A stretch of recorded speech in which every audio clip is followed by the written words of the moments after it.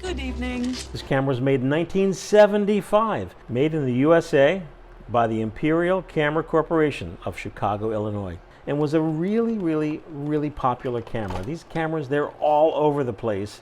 You could find dozens and dozens and dozens of them on eBay.com right now. This camera takes 126 cartridge film. It's no longer manufactured. How to find film and what film to use in this camera in the 21st century. So the camera itself is a very simple camera. Here's your shutter button. Here is your winding wheel to wind to the next frame. Here is the button to open up the back of your camera. There it is.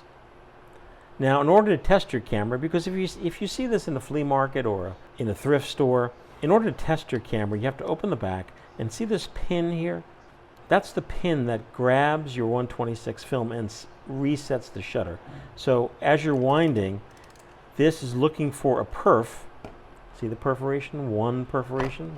That is a perforation. And when it finds that one perforation, it will cock the shutter, like so. Great. And now, if you're in that thrift store, you could test to see if your camera is working. You just look through the back and press your shutter. Whoa, working great, terrific.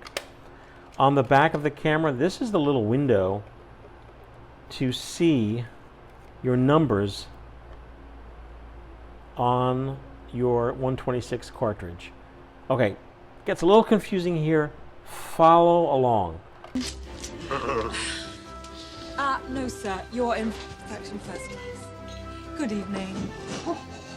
One option is for you to go online and purchase a vintage 126 cartridge. After shooting that roll of film, you keep your cartridge or get it back from your lab. You could split that cartridge open, like so, and you could reload your film with FPP 126 perforated film or 35mm film. Here's the trick. If you're using 35mm film, you'll pop your cartridge into your camera, like so. Advance till your shutter is cocked. You will take your shot. But after you take your shot, you see that? You keep your finger on that shutter button and you advance to the next number with your finger on that button. See that? I'm advancing. Number 5. Release your finger from the shutter. Continue advancing till it stops. That's it, stopped. Ready for your next picture? I'm going to demonstrate one more time. You take the picture, hold the finger down, advance, and now ready to take your next picture. Another easier option is to use a roll of FPP 126 bulk film. So in this, this is empty, but in this canister there'll be one roll of film which you will take out and then load into either a vintage cartridge or a Magmatic adapter. This is the Magmatic adapter. I've already loaded it.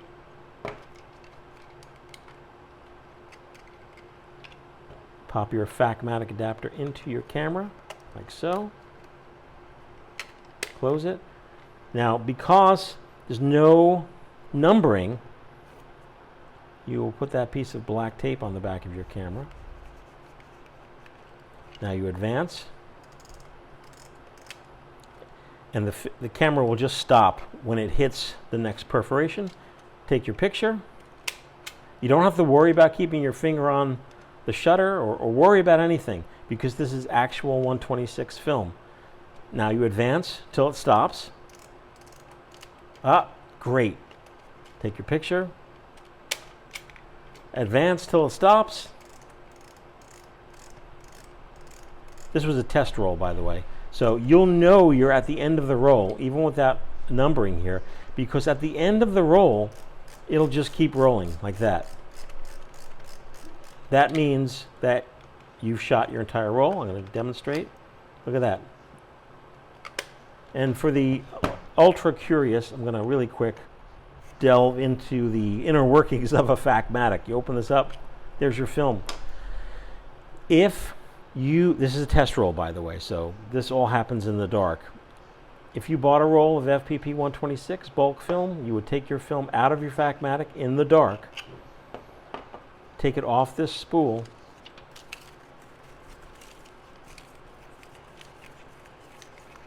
Spool it up tightly. oh yes, has to fit in the canister. Open your canister, put it in there. Great. So this is ready to send to your lab. Contact your lab. Tell them, hey, I'm sending this 126 bulk film, only open in dark. Any lab that processes black and white, we also have a color version, can process this film. It's easiest if you're developing yourself.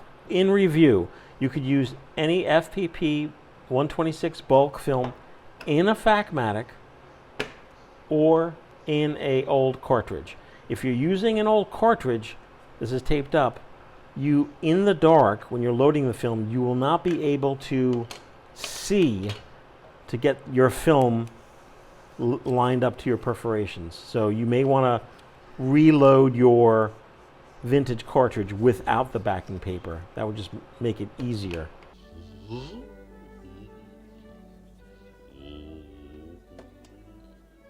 So your two film options in the 21st century, Magmatic adapter with 126 film from the FPP, easy peasy, the easiest.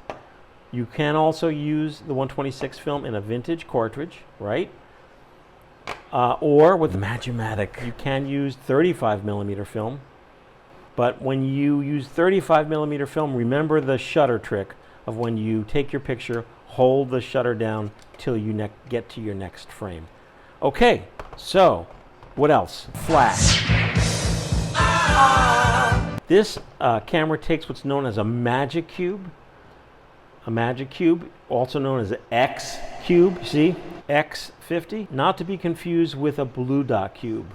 The beauty of a magic cube is you do not need any batteries. Magic cube just goes right on top, like so.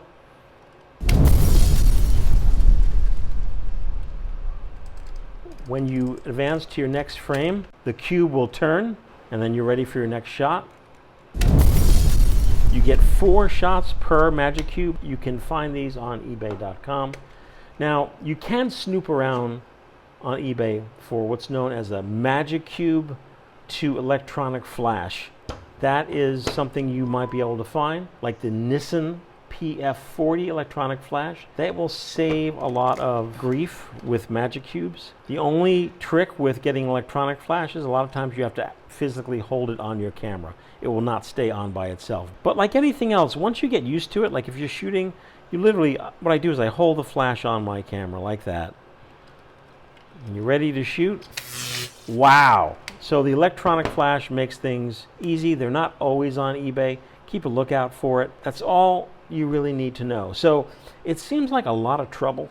I mean, for a camera that's so simple that you have to go through so much trouble just to get film to work in the 21st century. But isn't that kind of the love and the fun of working with these vintage cameras? I mean, especially if you inherited one or you got one from one of your grandparents. I mean, then it makes it even more special to shoot with these cameras.